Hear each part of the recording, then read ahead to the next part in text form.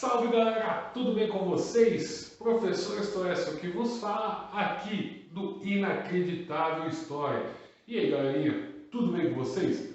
Bom meus alunos, hoje a gente vai estar falando de ditadura militar. Sem muita enrolação, a gente vai abordar aí os assuntos que foram destaque durante o período da ditadura militar. Como que foi esse processo? Como que se originou a ditadura militar até o ponto onde a gente chega no processo de redemocratização da política no cenário Brasil, tá? No âmbito do cenário brasileiro, político, logicamente.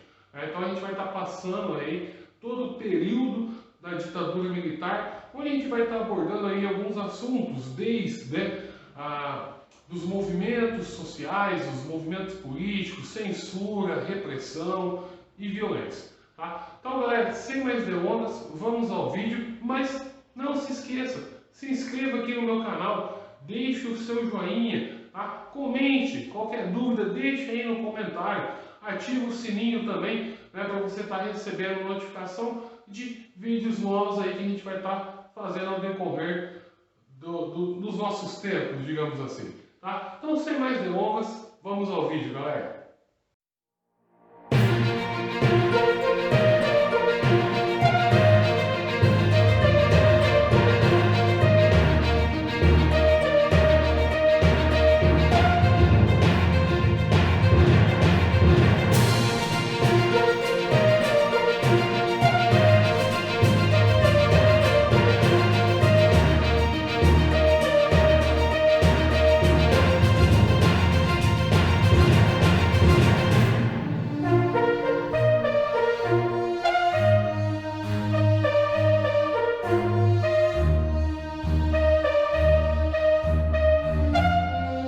Salve galera, estou aqui de volta e como eu disse na introduçãozinha do vídeo, a gente vai estar falando hoje do período da ditadura militar aqui no Brasil. Toda a estrutura política, os movimentos sociais durante o período militar aqui no nosso Brasil. Então, é bem simples que a gente vai estar estudando hoje. Gostaria de deixar bem claro para vocês o período da ditadura militar no Brasil. Então, vou estar colocando aqui para vocês na ONU, a ditadura militar.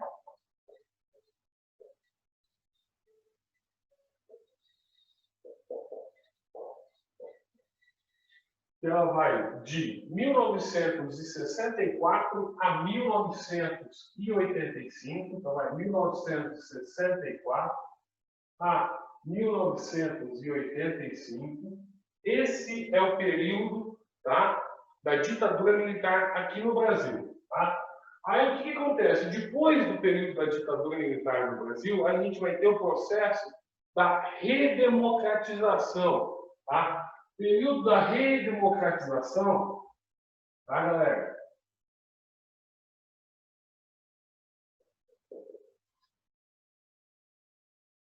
Ela vai se estender, tá, de 1985 até 1988, para ser mais exato. Por que eu vou colocar 1988? Porque é o ano que vai ser aprovada a última Constituição brasileira, essa aí que a gente viu semana passada, quando a gente abordou o tema aí sobre as constituições brasileiras. Mas, como o foco nosso aqui hoje é a ditadura militar e o período de democratização, é o que a gente vai estar vendo na videoaula de hoje.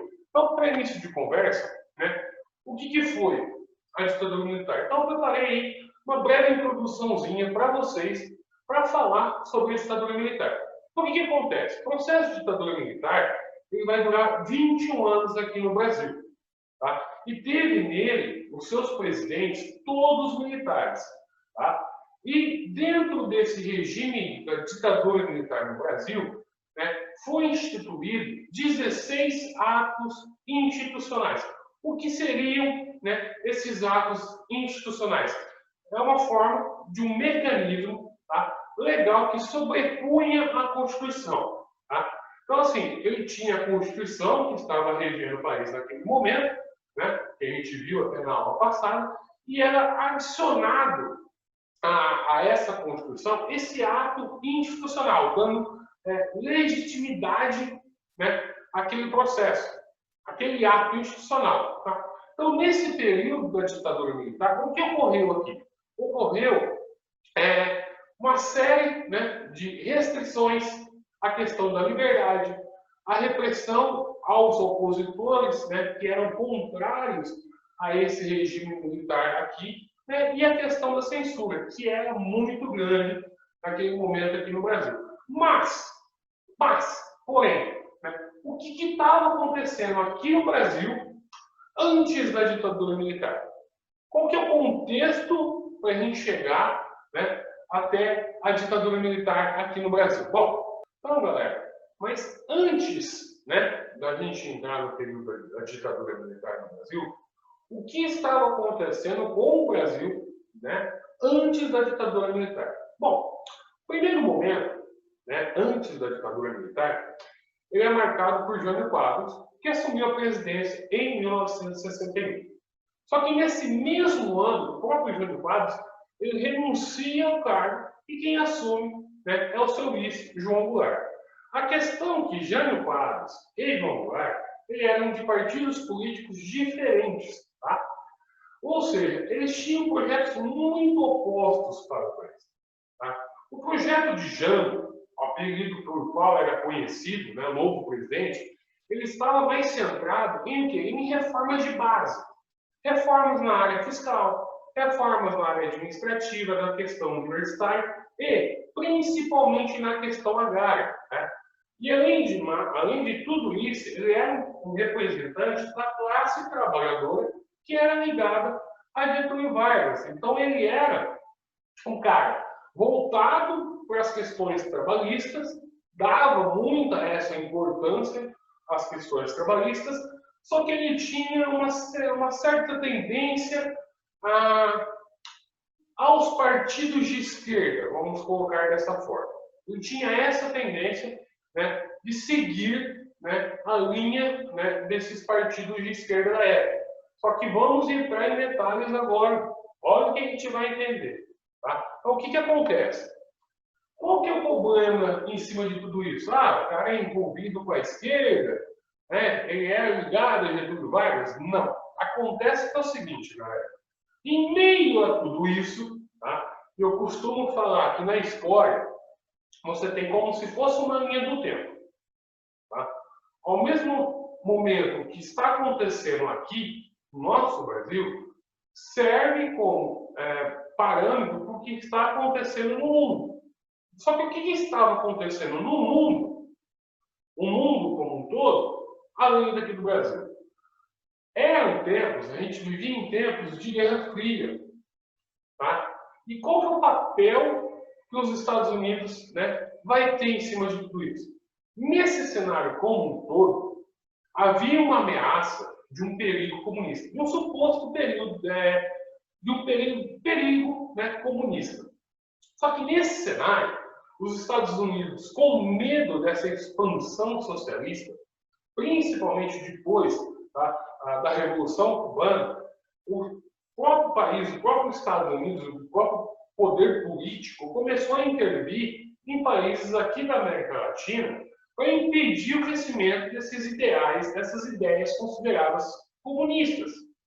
Então, as ditaduras militares aqui na América Latina foi uma forma de mecanismos, né, que foram adotados para frear esses movimentos, tanto no Brasil quanto em outros países aqui da América Latina. E elas foram apoiadas, né, pelo governo dos Estados Unidos. Então, tinha essa ameaça da expansão comunista. E como eu falei anteriormente, o Jango, ele era conhecido por particularizar ou pactuar desses ideais comunistas, tá? Porque ele queria fazer reformas de base.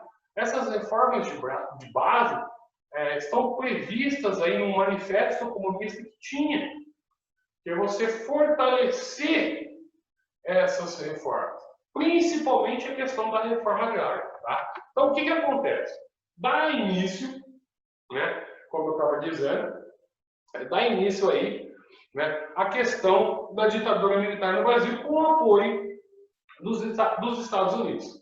Então, no dia 31 de março de 64, tanques do Exército foram enviados ao Rio de Janeiro, onde estava o presidente Jango, tá? E 3 dias depois, o próprio Jango partiu para o exílio no Uruguai e uma junta militar ali assumiu o poder no Brasil, né? E ficou tomando posse, nesse caso, o general Castelo Branco. Tá? Então, no dia 15 de abril, né, Castelo Branco toma posse e começa aí, né, o período de 5 militares a governar o Brasil durante esse período. Assim, a gente vai ter um marco no início, né, da ditadura militar aqui no Brasil. Então, foi tecnicamente um golpe arquitetado com medo, né, de se instaurar aqui no Brasil, né, de se instalar aqui no Brasil, né, uma república comunista. Tá? Então, esse foi o medo dos militares da época, do medo dos Estados Unidos, que esse avanço comunista tivesse um impacto muito grande aqui no Brasil. Tá? Dando sequência, primeiro, eu coloquei esse mapa conceitual para a gente ilustrar, né, o que foi a ditadura militar aqui no Brasil. Então, quem que apoiou o golpe de 64? Primeiro, empresários, imprensa, mal sabia ela, a imprensa ela seria censurada, mas mal sabia ela. Né? Órgãos como o IPES, o IBAD, a própria classe média nos Estados Unidos. A partir desse momento, o que a gente vai ter aqui no Brasil?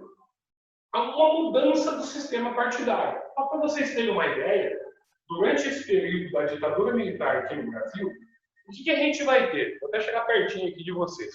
O que a gente vai ter? A gente vai ter a saída dos partidos, tá? Vou até tirar o óculos aqui, está um calor. Tá? Então, o que acontece? Você vai ter uma mudança no sistema partidário aqui no Brasil. Tá? Primeira coisa, sai aquele monte de partido que tinha, o pluripartidarismo, vários partidos, e ficam somente 2. Tá? E aí a gente vai chamar isso do quê? De bipartidarismo. Tá? Primeira coisa, vai ficar só 2. O Partido da Situação, reinado pelos militares, conhecido como Arena, tá? E uma oposição consentida. Vai fazer oposição, só que ela vai estar alinhada com aquilo que é falado durante a ditadura militar aqui no Brasil. Então, é uma oposição consentida, como é até hoje. Né? Se vocês verem a sigla do partido que eu estou falando aí para vocês, é o partidozinho aqui, ó.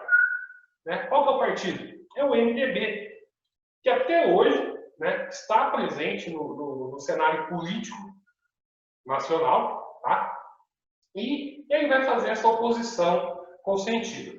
Né? Porém, posteriormente, a gente vai ter a volta, né, desse pluripartidarismo aí, ele vai estar voltando, né, com novos partidos que vão ser criados, né? PT, PTB, PDT, PP, posteriormente depois PSDB, PFL, que viraria a ser democratas, e por aí. Mas não é o âmbito que a gente vai ter aqui agora.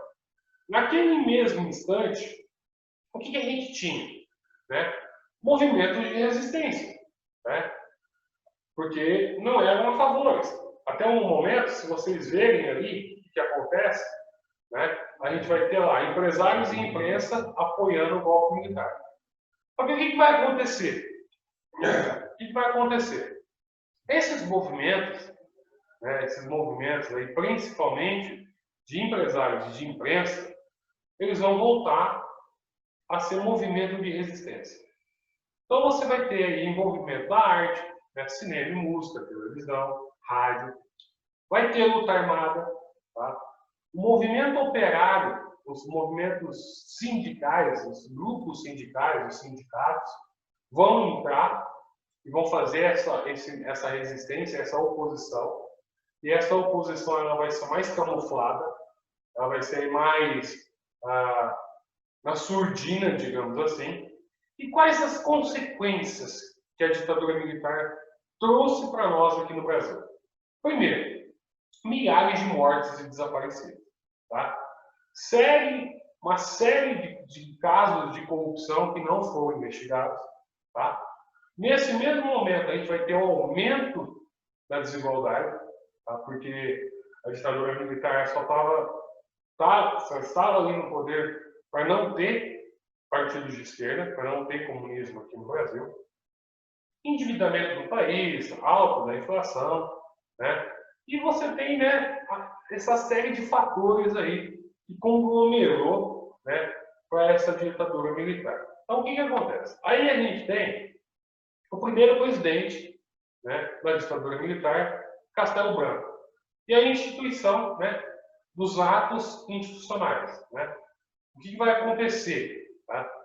Castelo Branco ele vai ficar no poder de 1964 a 67 e, né, foi declarado ali o primeiro ato institucional da ditadura militar no Brasil, conhecido como AI-1.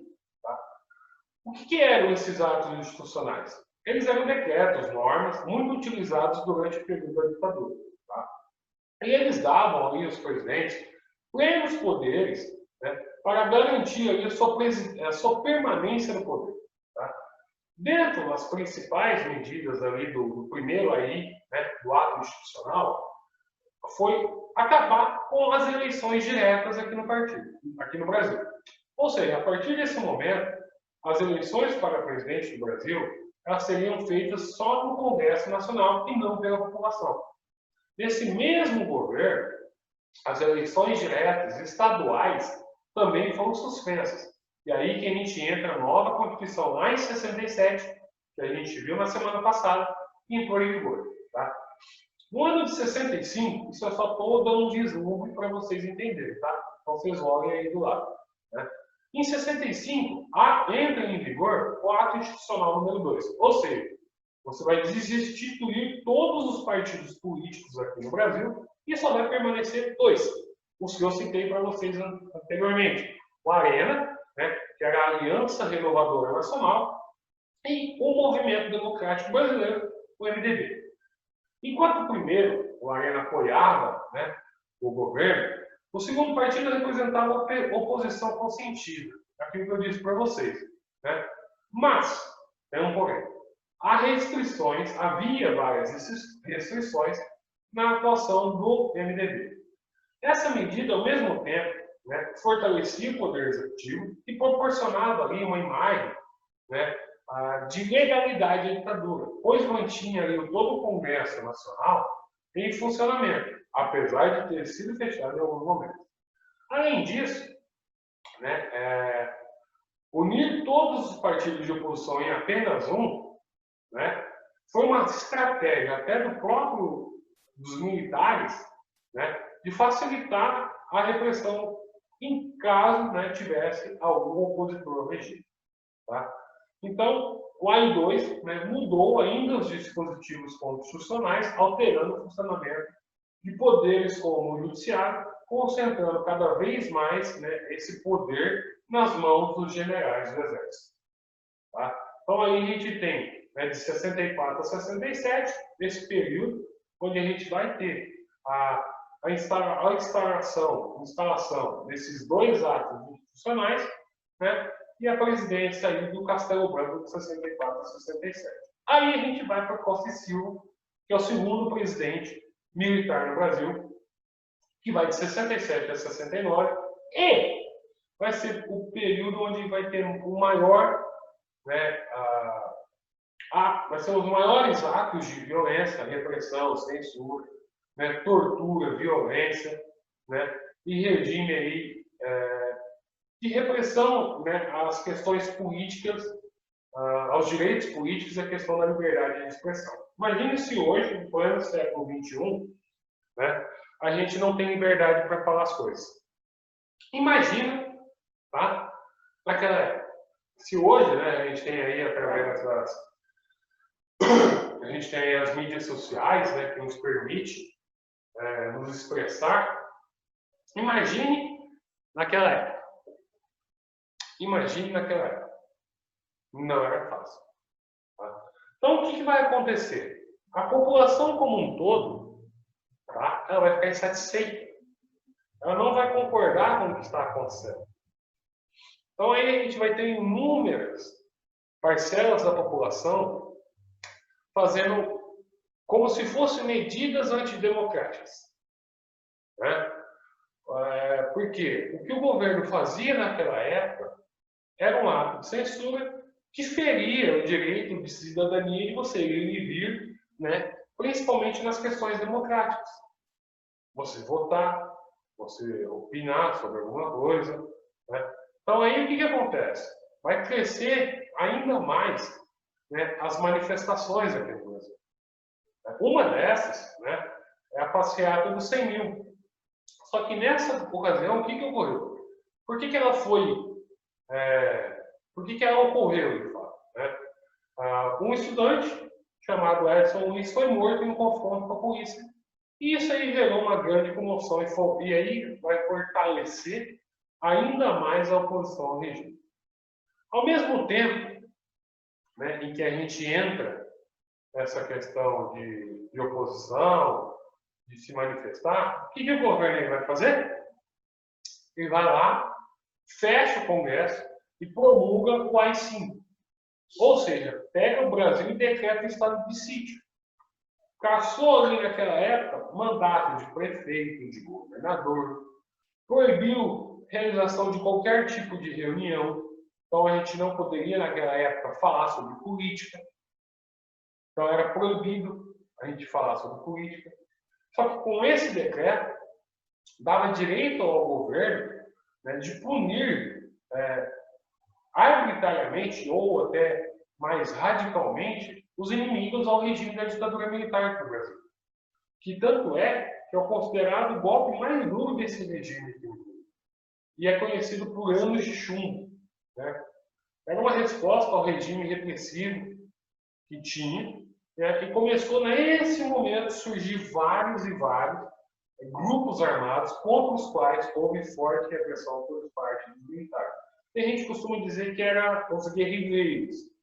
Eram aquelas pessoas que não eram favoráveis, né, ao regime ditatorial aqui no Brasil. Só que o governo ele não era bobo naquela época.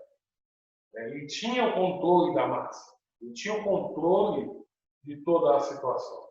Então isso vai acarretar ainda mais no descontentamento de toda a população. Só que aí a gente vem num outro período que já começa a situação mudar de figura. É um processo de transição. Eu acho que assim, que nenhum regime de tiranos, regimes ditatoriais, eles duram para sempre.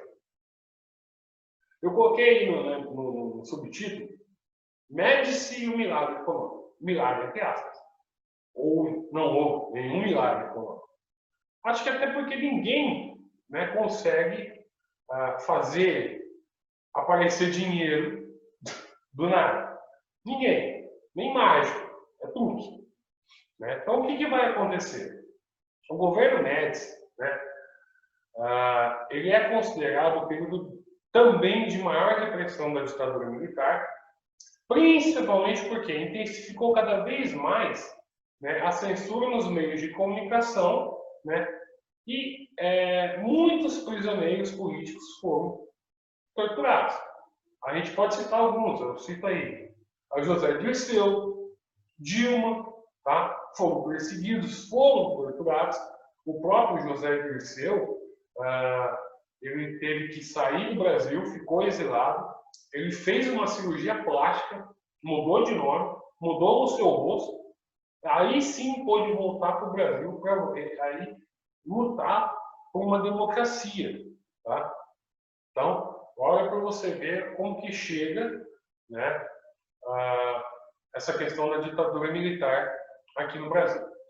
Só que além disso, né, o que acontece? Esse ficou conhecido como milagre econômico. Isso porque algumas medidas econômicas foram adotadas, até pelo próprio governo, né, para tentar melhorar. O que aconteceu? Melhorou.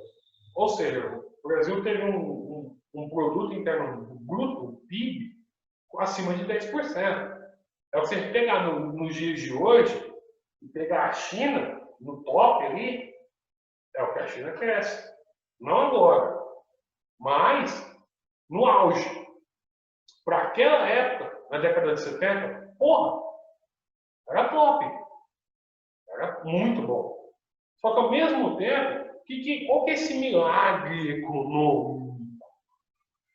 É você conter salários de direito trabalhista, redução da inflação que aumentou, né, o crescimento do PIB e grandes investimentos. Grandes investimentos para quem? Para a população que não foi. Por quê? A população começa a passar ali sérias dificuldades. Aí o que acontece? Qual que é a paixão do povo brasileiro? Não é o futebol. Pelo menos para grande parte da população naquela época.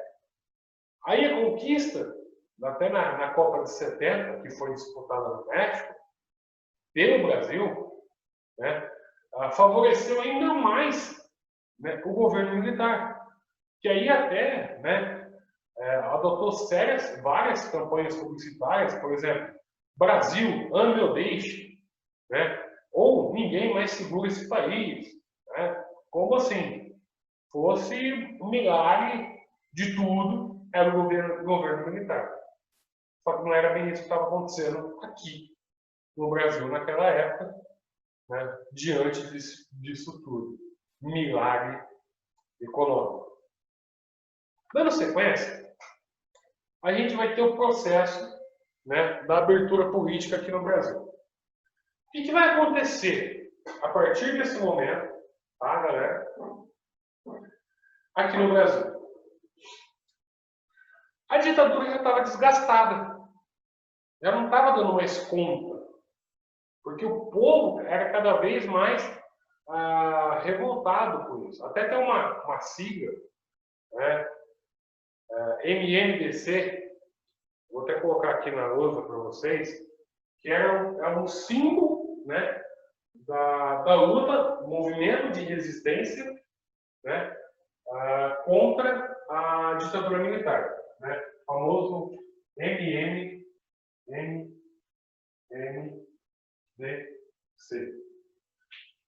É uma sigla de 4 estudantes que foram perseguidos e torturados durante o período da ditadura militar. Martins, Miragaia, Drauzio e Camargo. É o nome desses estudantes que lutaram contra a ditadura militar e foram torturados, presos, né, aqui no Brasil. Além de tudo isso, dessa forte violência e esses movimentos crescendo cada vez mais, né, Geisel vai iniciar o seu poder em 74, né, numa forma de assim, abertura política lenta e gradual. Na prática, o que era? Isso estava sendo colocado, né, era um processo de transição onde ia se colocar o fim à ditadura e seria um processo de transição para o regime democrático, mantendo ali, né, os grupos de oposição, os movimentos populares, né? Aí o que acontece? Essa transição também tinha como razão o desgaste até das Forças Armadas. Porque durante anos de repressão, violência, restrição da liberdade, eles mesmos não aguentaram. Né? E a questão que eu coloquei até anteriormente do milagre econômico, né, que não foi um milagre, porque ocasionou uma crise econômica no Brasil, né, até porque o Brasil pegou empréstimo, né, lá fora, um monte de coisa, né, sem contar a questão dos direitos humanos, a questão da censura, né, a questão da censura agravou ainda mais, né, esse processo, essa sede, né, da gente voltar ao período da democracia aqui no Brasil. Em meio a todas essas censuras, essa repressão dos direitos humanos, no caso mais grave que ocorreu durante o governo Geisel, né, foi a morte do jornalista Vladimir Herzog no ano de 75. Então, aí virou, vamos falar assim, a guerra entre a oposição, os movimentos sociais, né, os partidos de esquerda camuflados ali dentro dos movimentos estudantis, né? Que camuflou ainda mais. Só que só para vocês terem uma ideia, né? Imagina aqui, eu estou aqui numa sala de aula. Aí eu estou dando aula de história para vocês. E eu começo a descer a lenha no governo militar. Tinha uma caixa de som que ficava meio que assim no alto do teto, em que o diretor da escola, que era ligado ao regime militar, ouvia toda a sua aula. Então imagina para um professor de história naquela época. E detalhe, não se chamava história, chamava educação moral e cívica. Era assim que era chamada a nossa disciplina de história, onde a gente ensinava isso. O que vai acontecer? Eu metendo o pau no governo, só vai ficar uma voz ali: professor, compareça imediatamente à sala da direção. Ó, pau ia comer. O pau ia comer. Literalmente a gente ia sofrer violência, tortura. Falar, por que você está fazendo isso? Só quem tinha um contraponto. Falasse bem. Falasse bem do governo, nossa senhora. Professor, parabéns pela sua aula de hoje. Você foi primordial. Era assim que funcionava. Então aí, né, durante esse período do governo Geisel, inúmeros setores, né, da sociedade vão começar a se mobilizar para colocar em fim, né, a censura, a ditadura militar no Brasil. Então, diante da população, da pressão da própria população, né, o presidente Geisel revoga diversos decretos de lei dos atos constitucionais, inclusive o AI-5. Tá? Bom, então aí a gente vai entrar na fase final da ditadura com o general Figueiredo, né, que durou por 6 anos, e aí vai colocar, enfim, né, o período de ditadura militar no Brasil. No ano de 79, ele vai promulgar uma lei de anistia. Né? Aos poucos, vários presos, né, políticos foram sendo libertados e aqueles que tinham sido exilados voltaram aqui para o Brasil. Só que tinha uma polêmica em torno dessa lei de anistia. Ela excluía os guerrilheiros condenados por atos terroristas, mas incluía aqueles agentes da repressão policial e militar aqui no Brasil, responsáveis pelas violações de direitos humanos, torturas e mortes. Bom, considerando todo esse período, né, do governo Figueiredo, a partir desse momento, tornou-se possível a criação de novos partidos políticos. Né? Só que o que acontece? Essa abertura no final do regime ela não era aceita por todos os militares. Algumas alas mais conservadoras desejavam manter a ordem vigente, ou seja, continuar tendo a ditadura militar no Brasil.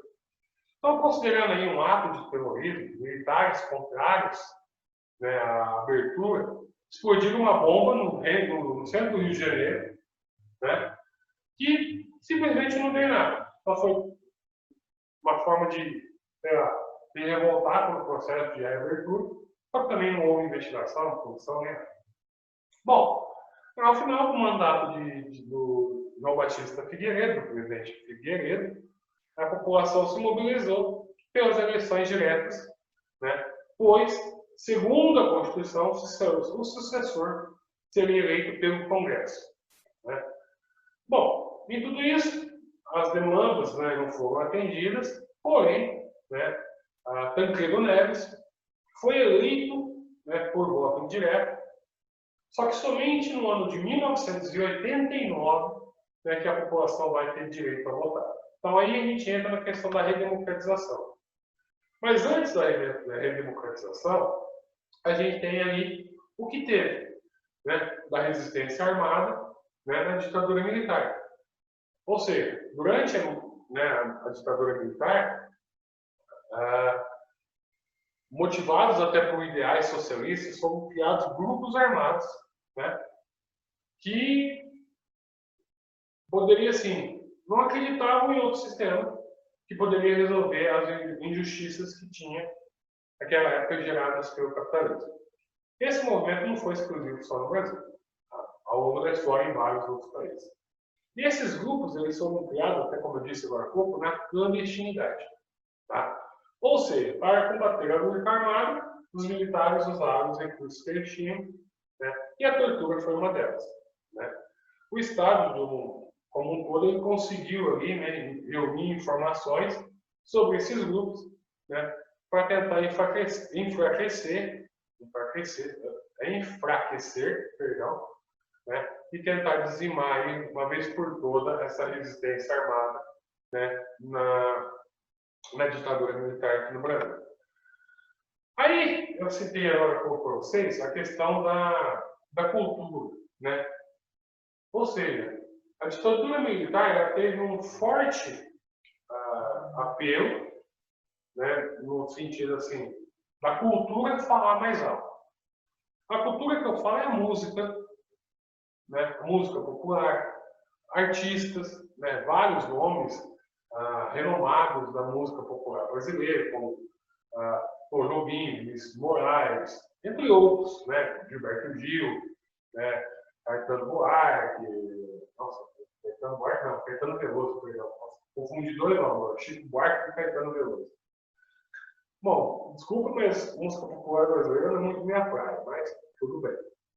Aí, né, eles se uniram, né, como uma forma de expressar seu sentimento de indignação através da música, através da televisão, através do teatro.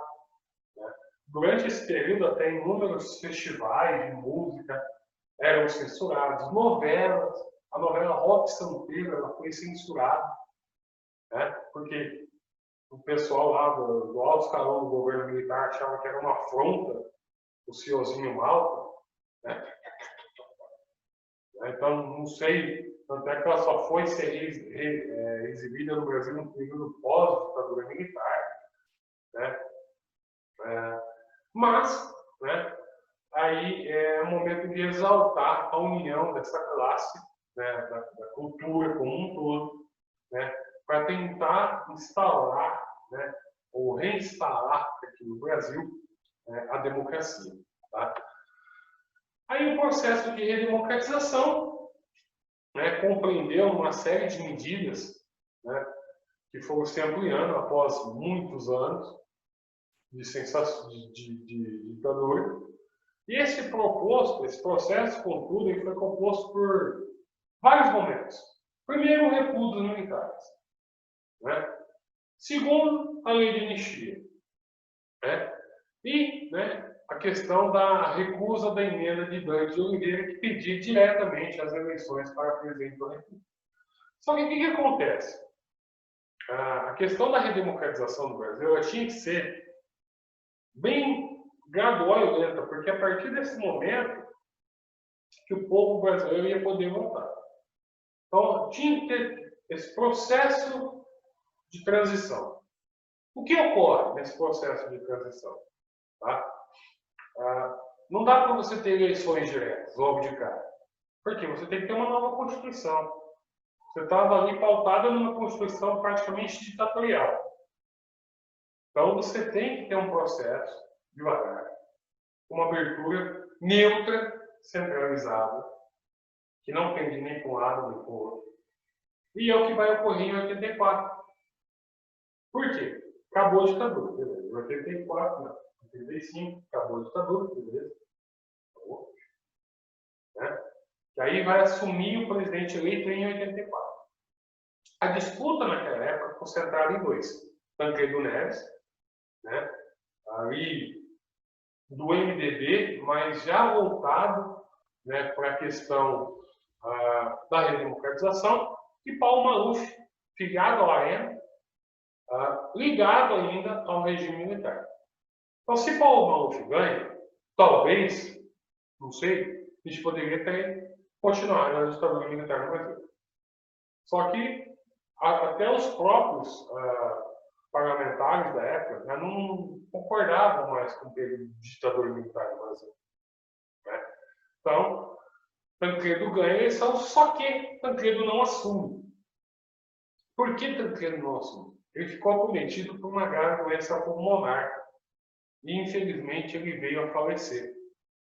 Ele não chega a assumir, tanto é que sua posse ela foi adiada para que talvez ele melhorasse e tentasse assumir, né, a presidência. Só que não ocorreu. Então, nesse fato, a gente coloca aí a questão do vice, né? O vice assume o poder. O vice era José Sarney. Só que, professor, você está se perguntando, professor, mas como que o vice assume, sendo que o presidente nem tomou posse? Foi meio que feito uma manobra ali para garantir a democracia no Brasil. Então, assume o vice, mesmo o presidente eleito não tendo tomado posse. Assume o vice. Porque se dado esse momento, né, o Sarney não assume, talvez a gente não tenha democracia. Então, com a redemocratização, né, as eleições já sendo realizadas, o que a gente vai ter? A gente vai ter a volta do pluripartidarismo, né, ou seja, criação de vários partidos. Né. O MDB, que eu acabei de citar, vira o Partido do Movimento Democrático Brasileiro, não mudou nada, só colocou a sigla P. O Arena virou o PDS, Partido Democrático Social, e também foram criados outros: Partido Trabalhista Brasileiro, Partido Democrático Trabalhista, Partido Popular, Partido dos Trabalhadores. Este último, para surpresa até dos militares, operou em sentido contrário ao desejado, né, pois fortaleceu a esquerda, mobilizou toda a classe trabalhadora, né, e foi um dos precursores na campanha pela direta já. Depois, né, a gente sabe, levou aí o Lula, Luiz Inácio Lula da Silva, a 2 mandatos presidenciais consecutivos, né, tornando-se o primeiro presidente eleito, né, operário a chegar ao posto, né, de maior cargo da política na história da República Democrática Brasileira.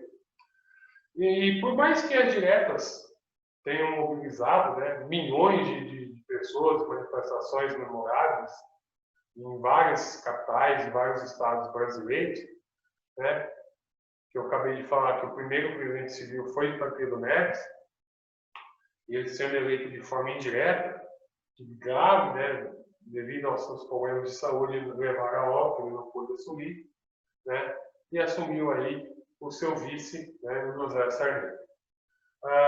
Eu espero que vocês tenham entendido a nossa aula de hoje, né, mas fiquem ligadinhos aí que eu já volto, tá?